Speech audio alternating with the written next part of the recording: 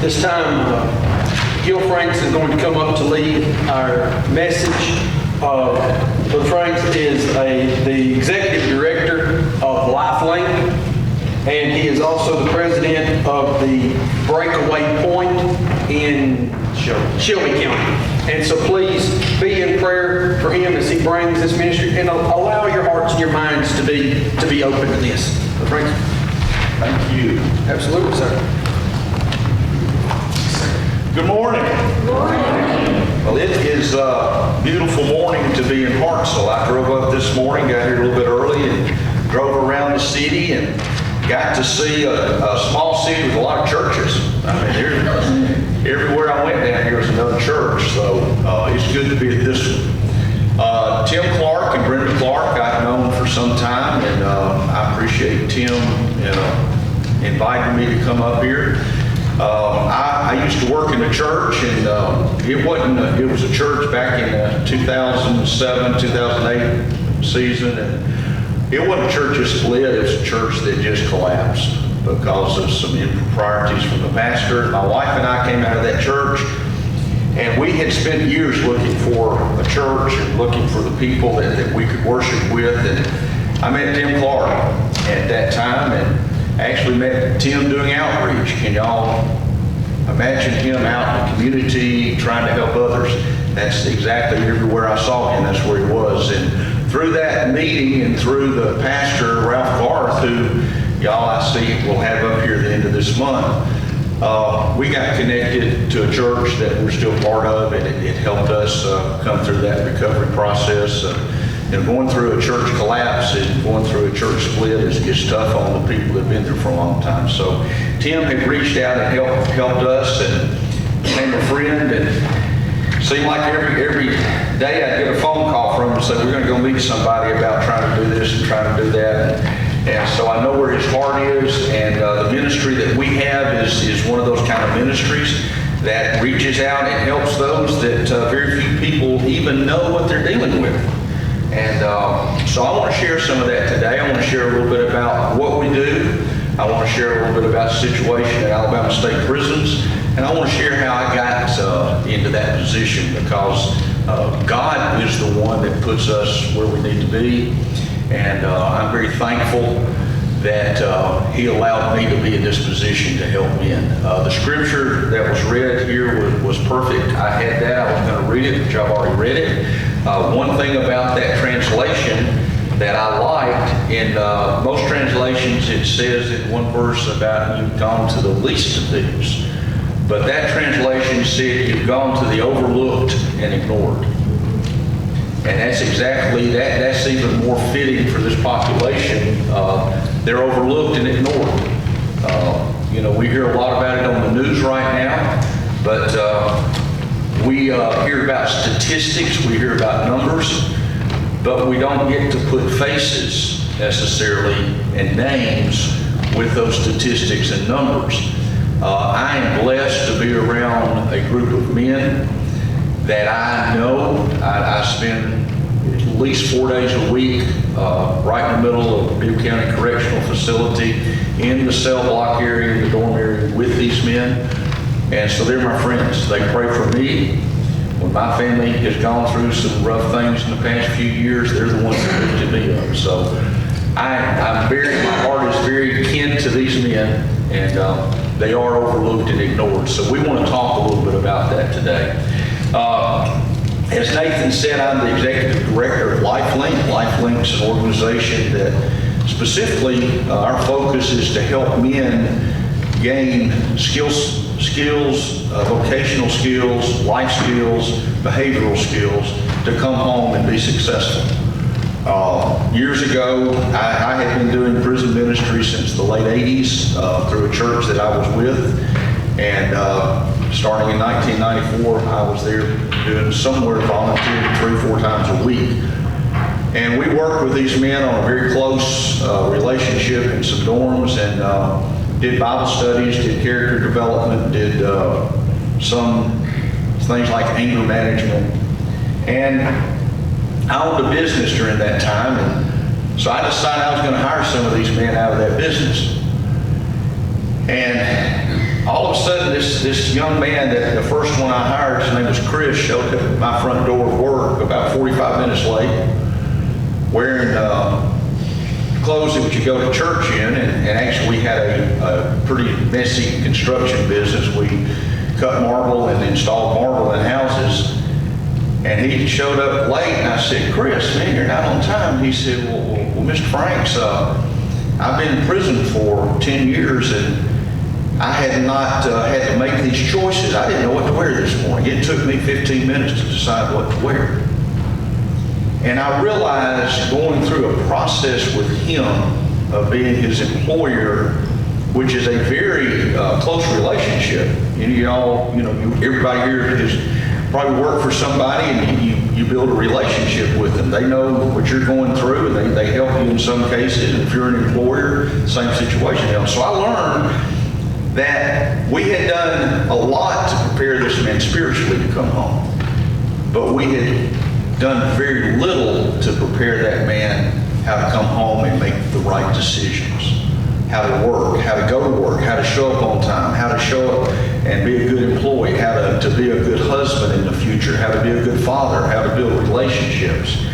And so at that time, a friend of mine and I, Randy Walker, began to sit down and write out a plan of what LifeLink could look like if we went back 2 years or 3 years while they were still in prison and started preparing them for when they went home. And so our program, we try to find men that are 36 months or less away from a parole hearing or an end of sentence, and they're ready to go home.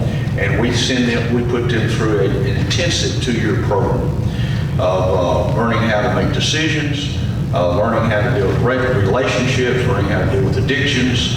But we also teach classes, and I'm going to go ahead and just read something that I have used, and this way I don't leave something out and forget it, and then I'll kind of come back to that. I'm also the director or president of Breakaway Point, which is a 25-acre reentry facility in Shelby County, right outside Wilsonville. And we have housing, we have jobs down there available in the area. And the men, once they come out, can go live there for a minimum of 6 months, maximum of 12. And we don't call it a halfway house because we're not going to get them halfway, we're going to get them all the way. We call it a transition center because that's what they're doing. They're transitioning from one lifestyle, one culture, back into society. So, as of January 2019, there were just under 28,000 men and women incarcerated in Alabama Department of Corrections system. Of these men and women, approximately 90% will return home. They will re-enter society with a label that makes it very difficult for them to be successful. After paying their time to the state, they will return home where it will be difficult for them to find employment, difficult to find a place to live, and in some cases, even difficult to find a church to attend. They will be called felons, convicts, along with other names, and they will be looked at as outcasts from society. Without help, they will face obstacles that will make it difficult for them to survive.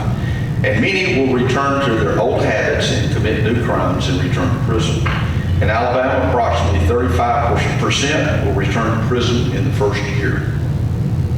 That number drops to 10% if they find a sustainable job within the first 12 months and continue to work there.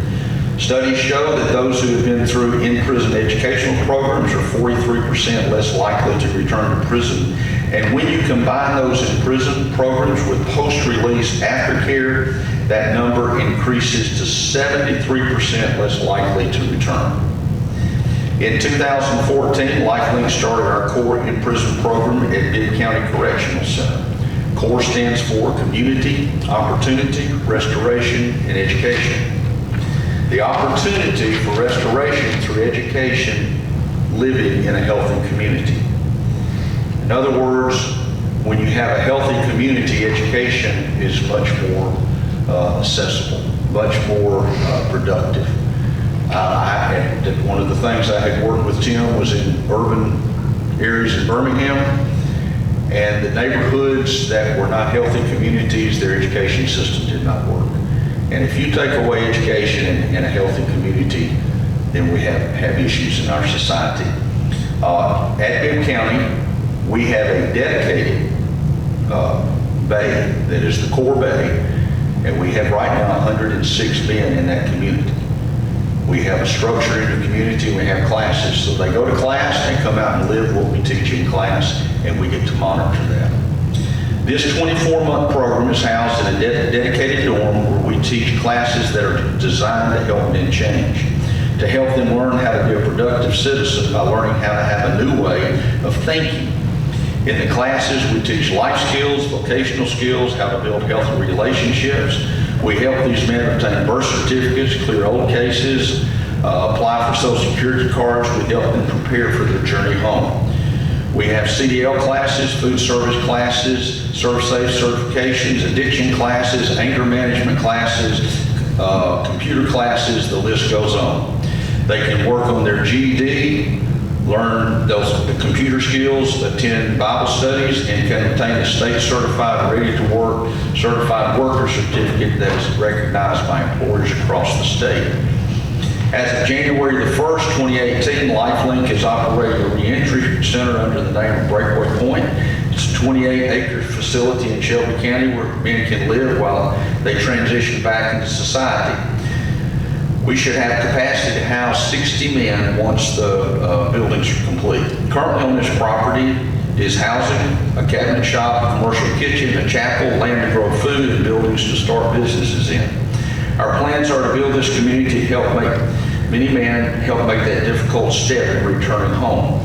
While we are able to help them walk through a 6-month reentry process that allows them to reacclimate to society, we help them correct the problems that they've left behind when they went to prison, rebuild family relationships, learn how to pay taxes, learn how to clear off identity, theft issues, ID issues, old cases, and get new jobs.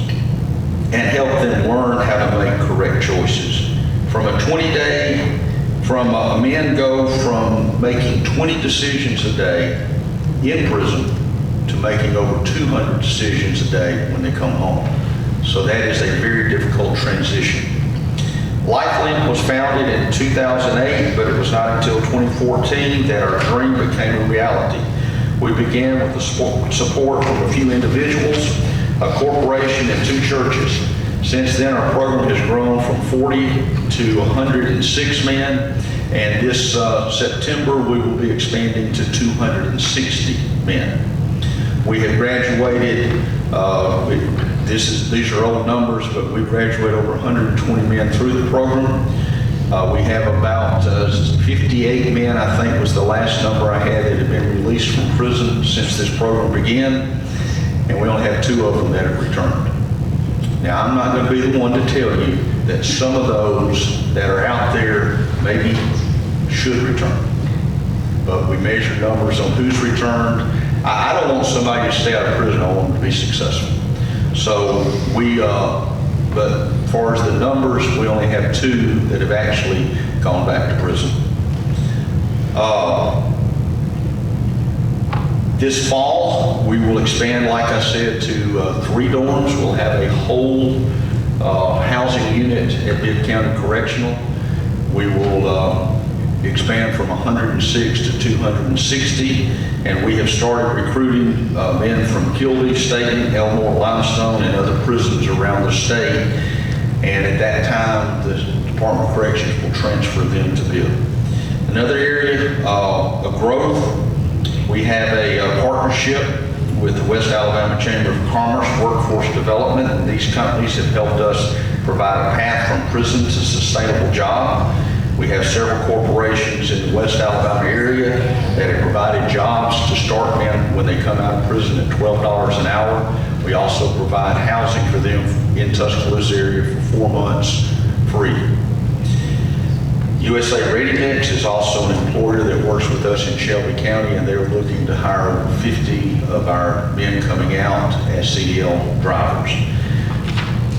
The core vocational program also will start forklift and We do in-class forklift training, but hopefully this fall we'll have a facility to actually do hands-on forklift training. One issue that we faced this year is a change in parole and release process in Alabama. This change has reduced the number of men that are eligible for release, and we have been working hard to acquire enough men to come out and come through our program. Currently, we have 36 men that are eligible for parole by next spring. We also have an educational partnership with Shelton State and the University of Alabama. We have 65 student interns that will come in from Alabama this fall to teach computer skills one-on-one with these men. And we also started our first intern program with Stanford this past year. We have much more to do in the technical side. We have much more to do to help these men change their lives. So that's the nuts and bolts of what we do. That is based on the scripture in Romans 12, verse 2. And verse 1, it talks about transforming someone by renewing their mind. We take men out of a chapel program. In fact, all of our recruiting around the state is from chapel programs in those states. But we help them correct their thinking process. We come in and build relationships of trust with these men. We don't come in necessarily and open our Bibles every morning and preach to them. But what we have seen, we just sang the song, "I'll tell the world I'm a Christian." Well, we're showing this prison that we're Christians. We've had men walk up in the middle classes and say, "I want to be like you." And I'll say, "What do you mean?" "Well, I want to know the God that gave you the ability to come in here and do this, or gave you the desire to come in here and do this." We've had Muslims, Wiccans. We have a Wiccan in our program. When I first came in, he would not sit in class with me when I opened my Bible if I was using a scripture. Now he comes in my office and asks me to pray for him. So we're living the life. We get to be with these men, and they get to see Christian men, volunteers from, we've got about 5 different churches in the Birmingham area that volunteers come from. And these men come in, and a lot of our men in prison come to us and say, "You're the first man that I've ever respected." So it changes lives. When I first started doing this, the scripture that Paul talked about is, "I had become addicted to the ministry of the gospel." Now how did I get here? You know, why go to prison? Why go help these men? Why not just lock them up and throw away the key? I hear that a lot. I've heard that from a lot of people. I just sat in a meeting with a DA from a county here down in South Alabama Friday about how can we help these men, the ones that need to go home. And he said, none of them need to go home. If they got a sentence, lock them up and forget about it. I can't do that. I can't do that because of what God did for me. We all have a sentence, and God showed mercy on us. God showed love on it for us. And he set us free here while we walk around. So how can I not extend that? In 1976, actually tomorrow's 43rd anniversary, August the 12th, 1976, I was a young man who started traveling and playing in nightclubs in a rock band when I was 15 years old. I played in a club in Birmingham at 15, went to Sanford, dropped out of school, and the next spring, I was 18 years old, I took off on a 6-month tour with a group of guys to the Northeast, Pennsylvania, New York, New Jersey, Virginia Beach, West Virginia. We traveled and played in clubs for 6 months at 18 years old. Not a healthy lifestyle. All the men I traveled with were in their 30s. I came home and continued to play in clubs.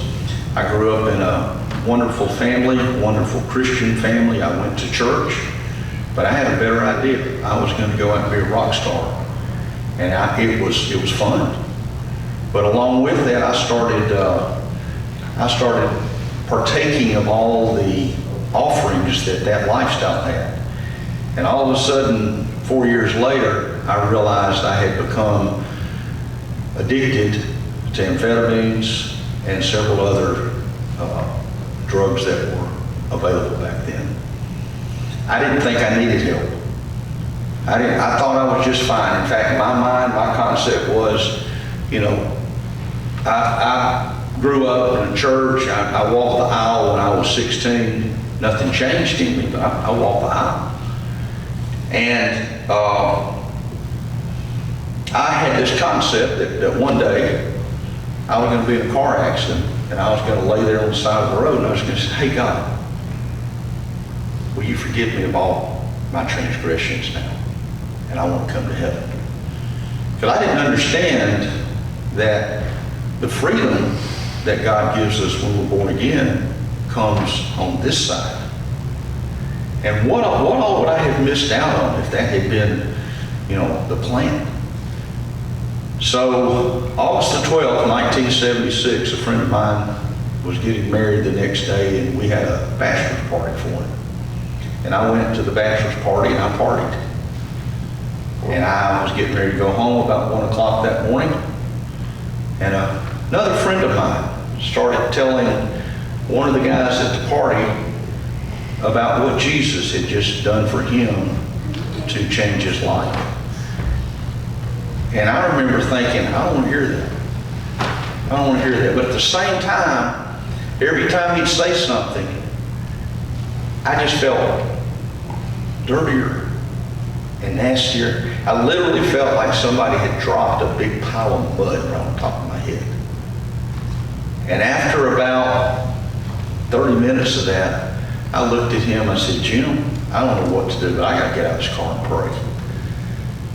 And I got out and I went over to By Tree, and Jim, like I said, this is 1:30 in the morning, and I've been partying all night. I walked over and he prayed a prayer with me. Nothing happened. I said, I got to go talk to God. So I walked back and leaned up against the back of the car, and I remember saying, God, I want you to be Lord of my life. I want to serve you the rest of my life, but I've got to get free from all of this, all of these issues that I'm dealing with. And I said, what do I need to do? Now, I'm not saying God spoke to me with this loud voice and looked like, Charlton Heston in the Ten Commandments, but something just either here or here came, give up your music, give up your guitar playing, and just turn that over. And I remember thinking, that's not my problem. My problem is all this junk that goes with it. I said, Lord, that's not the issue. The issue is these pills and marijuana and alcohol and all the other things. And all of a sudden again, give up what's first so that I can be first, so that I can help you with your other problems. But until I'm first in your life, I can't help you with everything else. And that's what a lot of people miss. A lot of people I minister to miss is that they say, I can't come to God until I give up my addiction issues, or I can't come to God until I give up my sin, or I can't come to God until I get out of prison. But the fact is, you come to God when you give up whatever's first in your life and you make Him first. And when I said, Lord, if I never play my guitar again, I'll serve you, it was like that mud broke off of me. And I remember taking off down the street in Homewood, Alabama at 1:30 in the morning. Nobody had ever told me about raising your hands or shouting, but I just got set free. And I knew I'd gotten set free. And I ran down the street. Now, backside to that story, I've been arrested twice for possession of some of these illegal substances. And I had some of those substances in my pocket. And I was on probation currently during that time. And as I ran down the street, there was a Homewood police car sitting right there on the corner. And I thought, oh my goodness, here I am. I have been free for a minute, and I'm getting ready to get arrested and go to jail. But those two policemen were asleep. So I got a second chance. And since then, my heart has been to help set captives free. How did I get into prison ministry? God set me free. And I need to take what he did for me to those that are in bondage. I need to go and let them know that there's a power greater than us that can set us free. Now, I got set free that night, but I was a mess. My clothes were a mess. I couldn't even write well. I literally sat down and trained myself how to print neatly so people could read my writing. I went back to college, got my business degree. So that's the same, I heard one day say, when you go out telling people about Jesus, you go out and do it kind of the same way that it happened to you, and you kind of disciple them through the same processes that we came through. So that's what we're doing. We're going down telling these men how to take their life and put it back together. Because God changes the heart, but we have to change how we live, how we behave, how we make decisions, how we manage our budgets, how we manage our relationships. So that's the part that we're doing now. So, what can you do? First of all, I pray that we help this state, we help people when they see something on TV, when they see someone that's committed a crime on TV. Listen, I get pulled. I look at a young man who committed a crime. Right now, Birmingham is a rough place in the inner city as far as crime. But I look at those young men and I think, I'll be working with him in a few years. I'll be seeing him come in and all that tough guy has been pulled away from him because he's gotten into prison. And it's, what I call it is they quit being a knucklehead. Now that's being kind, but they quit being a knucklehead and will wake up and realize their choices have gotten them stuck in the middle of a bad, bad, bad place. And they don't know any way out. Now, there are two kinds of men in prison. There are those that are rebellious, that need correction. They need to stay there. I don't want them to come home. But there's also another kind of man in prison. There are those that have made mistakes, that didn't know better, or were in a situation they made a poor choice. And in a sense, they were ignorant to how to make the right decision. Those men need education. And once they go through that process, I think those men need to get a second chance to come home. Now, what happens in our system is we try to correct those that need to be educated. We try to educate those that need to be corrected, and it doesn't work. Any of y'all, any teachers in here? There's some people that work with schools, right? You can't educate somebody that's rebellious. They won't listen. So that's one of the things we try to do is separate those two groups of people. But it's difficult a lot of times if you don't get to see what we see on the inside, just to write everybody off. I spoke at a Rotary Club a few weeks ago. And at the end of the story, at the end of the speech, I had people come up and say, why do you do what you do? Why don't you just let these people stay there? Just let them stay there. They deserve it. Well, a lot of these people, all of these people, are somebody's son. It's somebody's father, somebody's mother, somebody's brother. And there's somebody that Jesus died for. And if Jesus told us to go into prison and visit them, then he must want us to do something to help them. Feed them? Yeah. We go in and we have cookouts and all that, but we're feeding them knowledge. We go in and we give them something to drink, but we're giving them a living water that will change their life. We go in and build relationships with them, and they come to us, like I said earlier, and say, "You're the first man I've ever trusted because my father treated me so poorly, or I never knew my father." We have a face, we have a name with that person, and if Jesus is willing to give them a second chance, how do I determine that I can't? Well, but what about the violent offenders, Gil, that have hurt somebody? What about those really, really bad crimes? Do y'all help those men? We go back and read that verse, that passage. Did any of y'all see anywhere in there that he said, go to prison and just visit this group? Didn't say that, did he? There's nowhere in there that says that. It said, go to prison and visit these. So he did not give me any instructions in that verse beyond go to prison and visit these men and women. He said go. So that means I've got to go in and look at all of them. Now, we will determine those that we can help get out. There's certain men we cannot help find places to live.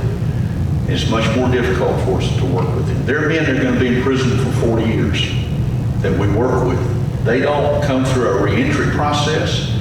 They become leaders in that prison, and it gives them a purpose to help everybody else. One of my main clerks in my office right now will be in prison till 2052. And he now has a purpose. He now gets up in the morning and comes to work in that office, and he is determined to help that other man get out. I just had breakfast with, I call him a young man. He just made parole 4 months ago. He has spent 22 years of his life in prison, straight. And he's now working in Tuscaloosa, in a job, got a house, getting ready to get a raise to $16 an hour, has his own truck, and he goes to church, and now has a weekly small group meeting in his house after being a street gangster from the Woodlawn area in Birmingham. God changed his heart. We've helped him move forward. So how can you help? Like I said, be aware of, have compassion for the men that go through this, the families that go through it. Pray for them. If God brings it up on your heart to pray for these men, pray for them. Pray for our leaders in the state. Pray for our Department of Corrections. It's in a mess right now. I could spend an hour up here talking about the political side of this and the issues that Alabama has created. Alabama has a Department of Corrections. We also have a program that was started last year in Ohio, in one of the prisons in Ohio. It's a core program. They took our curriculum. In Ohio, the man that heads that up is a former lieutenant up there, and he's worked for the Ohio Department of Rehabilitation and Corrections. Currently, Alabama has only people like us that do the rehabilitation part. There's some other ministries, other churches that are involved, but pray for those in those positions that they help keep the doors open for us to be able to go in and work with these men. And pray for me and our staff, because this, I'll be real honest, I come home some days and my wife looks at me and she says, you got to take a break.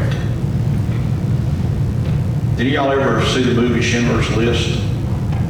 You know, at the very end, he's sitting there looking at his watch, and he said, I could have sold this watch and I could have gotten 10 more. If I had sold my car, maybe I could have gotten 100 more. And that's kind of, kind of where I am. My family, we just had dinner for my brothers and sister Friday night, and all I talk about is prison. And sometimes, people, you're a broken record. I said, I got a limited amount of time we can do this to help these men. Those men have a limited amount of time. So I'm passionate about this. I'm passionate about this. Ephesians 4:1, I'll finish here. It says to walk worthy of the vocation that you're called to walk in. It's a paraphrase. The word vocation I looked up in an old dictionary a few years ago. And it says vocation is a summons from God to a place of service to help others. A summons from God to a place of service to help others. A summons means you don't get a choice. Anybody ever gotten a summons to go to jury duty or go to court? You have to call somebody and say, hey, I can't be there.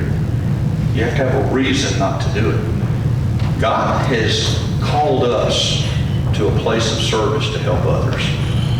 Now, you can't all go to prison, but y'all can pray. Y'all can maybe somebody around Hartselle works with men or women coming home from prison. I don't know what the answer is, but I do know Jesus, as the verse says, Jesus was among the people and he saw them scattered around with no shepherd, and he was moved with compassion to go help them. If we start having compassion for these kind of men and women, I promise you, God will move on your heart to find a place to help them. Because they are, as we said earlier, the ignored and forgotten. And so what am I here for today? Where do we go with this? Well, I just wanted to maybe stir somebody up here today to make them aware of the needs, but also one of the things we hear over and over from these men is we gave them hope. Hope for a plan for the future. And it is hard for any of us to live without hope. But when you're locked in a prison, nobody helps you, you have no family, your family's all left you or ignored you, your children won't talk to you on the phone, and you're locked away and with no hope, then why would you want to do anything right? Who cares at that point? I have a gentleman right now who'll probably be in prison the rest of his life. He's 67 years old. His son stole all his money. He was supposed to be sending him, putting $200 a month on his account. But his son quit calling him, won't write back. And he came in, his other son died a few years ago in a car accident. And he came in when I first got there. I mean, you couldn't even get him to look up. He works and teaches our woodwork class now.